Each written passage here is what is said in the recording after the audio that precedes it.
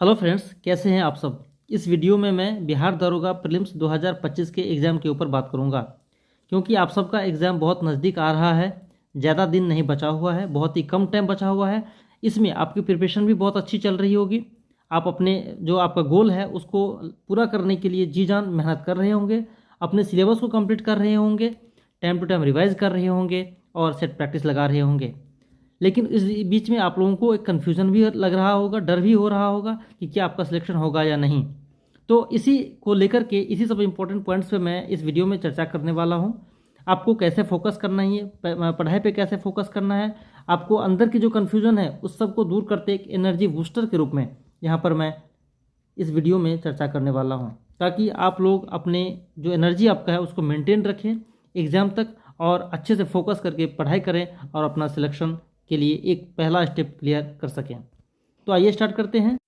देखिए दोस्तों, जो आप लोग प्रिपरेशन कर रहे हैं, सबसे पहले तो मैं इंपॉर्टेंट पॉइंट पे बाद में बात करूंगा। एक और इम्पोर्टेंट पॉइंट है जो आपको सिलेक्शन से बहुत इंपॉर्टेंट है, क्योंकि आपका जो अंदर से जो डर है, झिझक है कि आपका सिलेक्शन होगा या नहीं, उसको निकाल दें। उसको इसलिए निकाल दें क्योंकि अगर आप अंदर में डर रखेंगे कि आपका सिलेक्शन होगा या नहीं, इतना कंपटीशन है, इतने लाखों बच्चों ने अप्लाई किया है, तो आपकी प्रिपरेशन बहुत ही कमज़ोर है, आप बहुत ही वीक हैं, तो इन सब चीज़ को आप हटा के चलें। आपको माइंड में ये फिक्स करना है कि जितनी वैकेंसी है उसमें एक सीट आपका है और आपको किसी भी हालत में इसको रिजर्व रखना है, अपने कब्जे में करके रखना है। बाकी दूसरे से हमें कोई मतलब नहीं है, आपकी प्रिपरेशन ही आपको सिलेक्शन दिलाएगा। क्योंकि अगर आप डर रहे होंगे, आपका फियर है, अंदर में डर लगा हुआ है, तो आप इसे निकाल के चलेंगे। अगर डर लगा के रखेंगे तो पढ़ाई में आपको मन नहीं लगेगा, कन्फ्यूज़न होगा, डर लगेगा कि क्या आपका सिलेक्शन होगा या नहीं। अगर 2 घंटे भी आप मन से पढ़ रहे होंगे तो उसमें पूरा टाइम जो है स्टडी पे फोकस नहीं कर पा रहे होंगे। तो इसलिए आप ये निकाल के चलें, क्योंकि आज जैसे आप सोच रहे हैं दूसरे बंदे भी वैसे ही सोच रहे होंगे। अभी आप सोच रहे हैं और कोई पढ़ाई कर रहा है, कोई जी जान से मेहनत कर रहा है, और लेकिन आपके अंदर डर समा रहा है कि क्या आपका सिलेक्शन होगा नहीं। इसलिए अपनी चिंता को, वरी को छोड़िए, हटाइए और प्रिपरेशन में लग जाइए, क्योंकि अभी भी अच्छा खासा टाइम बचा हुआ है। आपका अगर सिलेबस कंप्लीट नहीं हुआ है, कुछ अगर बाकी है, तो डेफिनेटली अभी करने का वक्त है और उसे आप बहुत ही अच्छे से कर सकते हैं और साथ में रिवाइज कर सकते हैं। ये तो हमारा पहला पॉइंट हुआ। अंदर से एनर्जी को 100% मेंटेन रखना है। एनर्जी को पूरा एकदम झोंक देना है कि नहीं, आपका सिलेक्शन अगर नहीं हुआ तो किसी का नहीं होगा, अगर आपका नहीं हुआ तो किसी का भी नहीं होगा। ये माइंड में सेट कर लेना है और अभी भी बहुत अच्छा टाइम है उसको प्रिपरेशन को कंटिन्यू करने का। अब जो इम्पोर्टेंट हमारा पॉइंट है आपके स्टडी से संबंधित है कि आप कैसे पढ़ाई कर रहे हैं, अपने टाइम को किस टाइप से यूटिलाइज कर रहे हैं। उसमें देखिए, जो स्टडी टाइम हमारा है, स्टडी टाइम को हम 2 पार्ट में बांटेंगे। एक तो स्टडी के लिए और दूसरा होता है रिवीजन के लिए, कि कैसे आप पढ़ाई कर रहे हैं, कितना टाइम पढ़ाई पे दे रहे हैं और कितना टाइम रिवाइज करने पे दे रहे हैं। क्योंकि देखिए, सिर्फ पढ़ाई कर लेंगे आप, उसी से आपका सिलेक्शन नहीं होगा। आपको रिवीजन करना है, आप कितना पढ़ रहे हैं, उसमें ग्रेस्पिंग पावर कितनी है आपकी, कितनी चीज़ों को कैच कर रहे हैं, ये बहुत ज़्यादा इंपॉर्टेंट होता है। तो देखिए, स्टडी के लिए मान लीजिए एक एग्जाम्पल मैं लेकर के चल रहा हूँ कि 8 घंटा पढ़ाई कर रहे हैं आप। 8 घंटा या 8 घंटा से ऊपर भी पढ़ाई कर रहे होंगे, क्योंकि अब ज़्यादा टाइम है नहीं, तो आप 10 घंटे, 12 घंटे, 14 घंटे जितना पढ़ सकें आप पढ़िए। मैं on an average her students को लेकर चल रहा हूँ कि आप 8 घंटा पढ़ाई कर रहे हैं। अब 8 घंटे में आप पढ़ाई के लिए जो है, मान लीजिए 4 घंटे के एग्जाम्पल, आधा आधा मैं बांट लेता हूँ और रिविज़न के लिए 4 घंटे में रख लेता हूँ। आपको स्टडी में एक पार्ट है सेट प्रैक्टिस का, उसको भी इंक्लूड करना है सेट प्रैक्टिस के लिए। अब जो हमारा बचा हुआ है, जो स्टडी का टाइम है, वो आपका जो स्टडी के लिए 4 घंटा आपने रखा है, उसको कैसे टेकल करना है, सेट प्रैक्टिस के लिए कैसे टाइम निकालनी है। देखिए, आप जो स्टडी के लिए टाइम दे रहे हैं, आपको जो इम्पोर्टेंट टॉपिक्स है जैसे हिस्ट्री, जहाँ से क्वेश्चंस आपको लगभग 70% से 80% तक आते हैं, वो मैं टॉपिक की बात करूँगा। हिस्ट्री, ज्योग्राफी, साइंस और करंट अफेयर्स, ये ऐसे टॉपिक्स हैं, अगर आपने इसको अच्छे से कर लिया तो यहीं से आपका जो है आप स्टेज 2 के लिए शॉर्टलिस्ट हो जाएंगे। तो इन टॉपिक्स को जो आप पढ़ रहे हैं, इसमें आप ये देखिए, जहाँ से क्वेश्चंस, पिछले क्वेश्चंस को थोड़ा एनालाइज करके चलिए, वहाँ से देखिए क्वेश्चन जो आ रहे हैं, किस टॉपिक से बार बार क्वेश्चन पूछे जा रहे हैं। उस टॉपिक को सबसे पहले, अगर आपने नहीं किया हुआ है तो कवर कीजिए, पढ़ाई पर ध्यान दीजिए, उसको कवर कीजिए। सेट प्रैक्टिस लगा रहे हैं तो सेट प्रैक्टिस लगाने के बाद ये नहीं कि आप अगर सेट प्रैक्टिस लगा रहे हैं तो अब मान लीजिए आपने 100 क्वेश्चन का लगाया और उसमें कितने सही हो गए कितने गलत हो गए, कितने सही हो गए कितने गलत हो गए, उससे नहीं। जो आपने 100 क्वेश्चन का जो सेट प्रैक्टिस लगाया, मान लीजिए 100 क्वेश्चन में आपको 70 सही हुए और 30 आपके गलत हो गए, तो 70 जो सही हो तो किस टाइप से सही हुए, क्या ऐसा इसमें भी तो हो सकता है कुछ तुक्का लग गया होगा इसलिए सही हुआ होगा। 30 में गलत ही अगर हुए तो आपको आ रहे क्वेश्चन भी आपने गलत किया होगा। तो इन 100 क्वेश्चन को एनालाइज करना है, ना कि सिर्फ 30 क्वेश्चन को देखना है या अगर सही हो गए तो उसको छोड़ के चलना है। आपको अगर मान लीजिए 2 घंटे का सेट प्रैक्टिस आप लगा रहे हैं तो कम से कम आपको इसको 3 से 4 घंटे लग जाएंगे, पूरे कंप्लीट करने में आपको 3 से 4 घंटे जो है टाइम लग जाएंगे। तो अब कैसे करेंगे पढ़ाई के लिए, तो अल्टरनेट डे में सेट प्रैक्टिस लगाइए, या 2 दिन पर या 3 दिन पर एक लगाना है, डेली नहीं लगाना सेट प्रैक्टिस, क्योंकि अगर आप सेट प्रैक्टिस में ही टाइम दे देंगे तो आप नया टॉपिक नहीं पढ़ पाएंगे। तो इसलिए ज़रूरी मैं मानता हूँ कि हफ्ते में 2 से 3 आप सेट प्रैक्टिस रखिए, और जिस दिन आप सेट प्रैक्टिस लगाते हैं तो फुल माइंड में सेट करके चलिए कि आप एग्जाम हॉल में बैठ रहे हैं, ना कि आप कहीं ऐसे पढ़ाई कर रहे हैं। आप एग्जाम हॉल को माइंड में सेट करके जो टाइमिंग है उसको मेंटेन करके सेट प्रैक्टिस लगाइए, और क्वेश्चन को सही और गलत को एनालाइज कीजिए, पढ़िए और रिवाइज कीजिए।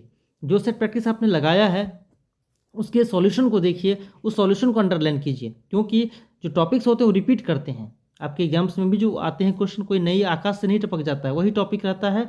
तो इसलिए सेट प्रैक्टिस का ये सही तरीका है, अच्छे से इसको कीजिए। बाकी जो आपने 100 क्वेश्चन का किया है सब एनालाइज करके, सारा हाईलाइट करके या टिक मार के जैसे होता है उसको ऐसे कर लीजिए कि अगले सेट प्रैक्टिस में अगर आप क्वेश्चन वहाँ से आए तो डेफिनेटली आप उसे सही कर सके। इस टाइप से माइंड में सेट करके सेट प्रैक्टिस लगाना है। ये हमारा हो गया। इसको मैं मानता हूँ कि आपके स्टडी टाइम का ही पार्ट मैं मानता हूँ, क्योंकि आपने जिस दिन पढ़ाई नहीं करना है, सेट प्रैक्टिस लगाना है, उस दिन आपको पढ़ाई को सेट करके चलना है। या अगर आपको एक्स्ट्रा टाइम आप पढ़ाई करते हैं तो डेफिनेटली आप उसमें दें। मैं 4 घंटे का एग्जाम्पल लेके चला था, इसलिए मैं उस आधार पर बता रहा हूँ। आप 8 घंटे या 10 घंटे पढ़ाई करें, स्टडी टाइम में आप जितना टाइम दें वो बेटर है। अब मान लीजिए 10 घंटे या 12 घंटे पढ़ाई करते हैं, आप उस आधार पर बांट लीजिए, सेट प्रैक्टिस के बाद भी टाइम निकाल लीजिए। तो ये मेरा रहा स्टडी टाइम का। अब बात करते हैं रिविजन के लिए। रिविजन कैसे करनी है, देखिए रिवीजन के लिए जो मैंने टाइम दिया था आप लोगों को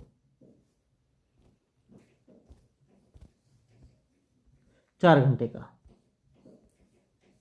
तो 4 घंटे का जो हमने टाइम लिया हुआ है, अब देखिए आप सारे टॉपिक्स को एक दिन में नहीं कर सकते हैं, तो आपको करना क्या है, 2 या 3 टॉपिक उठाइए। जैसे एक दिन में आपको रिवाइज अगर करनी है तो मान लीजिए 1.5 घंटे का टाइम लीजिए, 1.5 आवर 1.5 आवर, ये मैं 4 घंटे के एग्जाम्पल पे चल रहा हूँ, और 1 घंटे का टाइम लीजिए, या जैसे आप सेटल अपने आप को माइंड सेट करते हैं उस आधार पर कीजिए। तो 3 या 4 टॉपिक, 2 या 3 टॉपिक कम से कम रिवीजन में डेली लाइए। जो आप नया टॉपिक पढ़ रहे हैं उसको तो अलग से पढ़िए, लेकिन रिवीजन के लिए जितना टाइम जो निकाल रहे हैं उसमें revision is the most important thing. अगर आप रिवाइज नहीं कर रहे हैं, सिर्फ पढ़ाई कर रहे हैं, तो आप सिलेक्शन भूल जाइए, क्योंकि आपको एग्जाम हॉल में जाएंगे और वहाँ पर आपका दिमाग अच्छे से काम नहीं करेगा, क्वेश्चन को गलत करके आएंगे। तो रिवीजन जितना से जितना आप कर सकते हैं उसको अच्छे से रिवीजन कीजिए। आप जैसे हफ्ते में वो सब्जेक्ट बांट लीजिए कि आपको इस हफ्ते में इस टॉपिक को अच्छे से रिवाइज कर लेना है, कंप्लीट कर देना है। जैसे आप हिस्ट्री कर रहे हैं मान लीजिए, तो अब हिस्ट्री में अगर मैंने मॉडर्न हिस्ट्री जितना आपने पढ़ाई किया, मॉडर्न हिस्ट्री सपोज कीजिए आपने जितना पढ़ाई कर रखा है, तो उसको आप जो है रिवीजन में लाइए मॉडर्न हिस्ट्री का। अब मान लीजिए कि आपको 10 दिन में कर लेना है या 7 दिन में कर लेना है, तो उस आधार पर बांटिए। अब इंडियन ज्योग्राफी आपने किया तो इंडियन ज्योग्राफी ज़्यादा क्वेश्चन आते हैं, वर्ल्ड ज्योग्राफी से भी ठीक ठाक क्वेश्चन रहते हैं। तो आप इसको जो कर रहे हैं तो इसमें जो है आप सेट कर लीजिए कि आपको इतने टाइम में आपको इसको अच्छे से रिवाइज कर लेना जो आपने पढ़ रखा है। करंट अफेयर्स जितना ज़्यादा आप रिवाइज कर सकें रिवाइज कीजिए, क्योंकि करंट अफेयर्स ऐसा चीज़ है कि टाइम टाइम पे ये चेंज हो रहा है, ये स्टैटिक पोर्शन तो है नहीं। कुछ टॉपिक्स इसमें स्टैटिक आ जाते हैं, ठीक है, लेकिन आपका ये मेनली डायनामिक का पार्ट हो जाता है। मान लीजिए आपने करंट अफेयर्स के लिए, करंट अफेयर्स मान लीजिए आप 2 घंटे पढ़ाई करते हैं, तो 2 घंटे अगर आपने करंट अफेयर डेली, इसको तो डेली लेके चलना है, इसमें कोई कन्फ्यूजन नहीं रखनी है। 1 घंटा मान लीजिए आपने न्यू टॉपिक के लिए निकाला और 1 घंटा आपने निकाला रिवीजन के लिए। तो रिवीजन में जो निकाला आपने, जो पिछला पढ़ाई किया है, डेली आप रिवीजन में लाइए। जो आपने नया पढ़ रखा है, जो पुराना पढ़ रखा है, नया के लिए आप फिर कीजिए और फिर अगले दिन उसको रिवाइज में या उसका अल्टरनेट डे में रिवाइज में लाइए। वैसे ज्योग्राफी के लिए, ज्योग्राफी भी बहुत ज़रूरी है। हिस्ट्री मतलब ज्योग्राफी और करंट, इन दोनों को बिल्कुल अपना बना के चलना है। अच्छे खासे क्वेश्चन यहाँ से पूछे जाते हैं। साइंस को भी जो है आपको छोड़ना नहीं है, और हिस्ट्री को। इस 4 टॉपिक्स ऐसे हैं जहाँ से अगर आपने अच्छे से कर लिया तो लगभग 70% के आसपास क्वेश्चन यहीं से बन जाता है। तो ज्योग्राफी में जैसे इंडियन ज्योग्राफी हम बता रहे थे, इंडियन ज्योग्राफी और वर्ल्ड ज्योग्राफी। तो इंडियन ज्योग्राफी से ठीक ठाक क्वेश्चन रहते हैं, वर्ल्ड से भी ठीक ठाक रहते हैं। आप इसको पार्ट वाइज कीजिए। जैसे आपने इंडियन ज्योग्राफी का भी करना है, मान लीजिए जितना दिन में करें, 15 दिन में आप कर लेते हैं या 10 दिन में आप उसको रिवाइज कर लेते हैं अच्छे से, फिर उसके कुछ टाइम में आप वर्ल्ड ज्योग्राफी का लेकर के चलिए। या ऐसा होता है अगर आप कंफर्टेबल हैं तो दोनों में कुछ कुछ टॉपिक ले लें जहाँ से अच्छे खासे क्वेश्चन पूछे जा रहे हैं, तो वीकली आप उसको अपना टारगेट बना करके रिवाइज कीजिए। इस वीक में आपको इतना किसी भी हाल में रिवाइज कर लेना है, इतना आपको किसी भी हाल में पढ़ाई कर लेना है। तो छोटा छोटा टॉपिक बनाइए हर सब्जेक्ट का, रिवीजन के लिए भी और स्टडी के लिए भी। हर सब्जेक्ट का छोटा छोटा टॉपिक बनाइए, स्मॉल टू स्मॉल टॉपिक बनाइए और इसे कम करने की कोशिश कीजिए। आप देखेंगे कि कुछ टाइम में इतना अच्छा आपका प्रिपरेशन लेवल हो जाएगा। और इसको जो है मतलब कंटिन्यू तब तक रखना है जब तक कि आपका फाइनल सिलेक्शन नहीं हो जाए, यानी कि प्रीलिम्स, मेंस, ये 2 चीज़ आपका रिटन एग्जाम के लिए। फिर उसका जाकर आपका फिजिकल होगा। तो आपको इसको तब तक कंटिन्यू नहीं करना, छोड़ना नहीं है जब तक कि आपका फाइनल एग्जाम तक आपका नाम उसमें शॉर्टलिस्ट नहीं हो जाए। और देखिए आपका सिलेक्शन किसी भी हाल में रुकेगा नहीं और एक सीट आपका अपना हो जाएगा। इस तरीक़ों को अप्लाई कीजिए। आशा करता हूँ कि इस वीडियो से आपको डेफिनेटली कुछ न कुछ फ़ायदा मिला होगा। अगर मिला होगा तो चैनल पर सब्सक्राइब कर सकते हैं, चैनल पर रह सकते हैं, तब तक कि आपको आगे के अपडेट भी मिलता रहे। तब तक के लिए थैंक यू। जय हिंद, जय भारत।